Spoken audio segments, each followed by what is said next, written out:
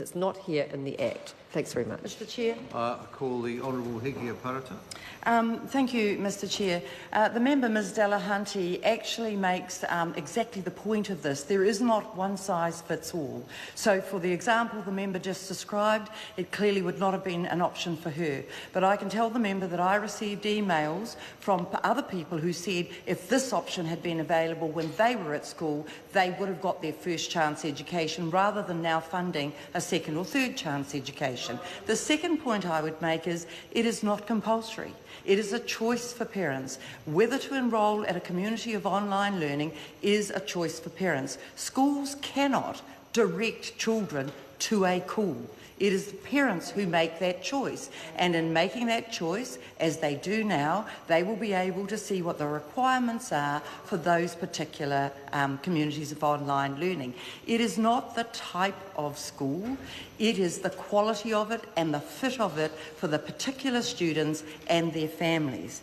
As to, again, Ms Delahunty's comment that it was the board of Te Kura that favoured this but not teachers. I'm advised that the NZEI teachers are completely in favour of it and have invited further discussion. So I guess it was other members of the teaching workforce at Te Kura.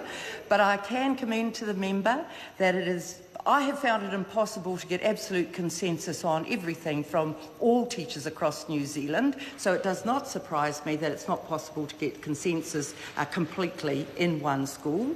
Te Kura already runs an early childhood program, and so they have already demonstrated it's possible to provide online learning.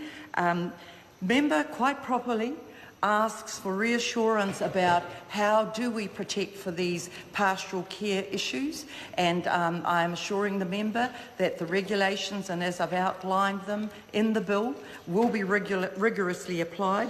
None of us have an interest in this not being successful.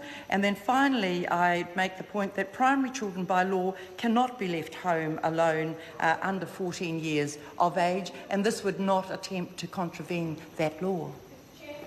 Tracy Martin. Kia ora, thank you, Mr Chair.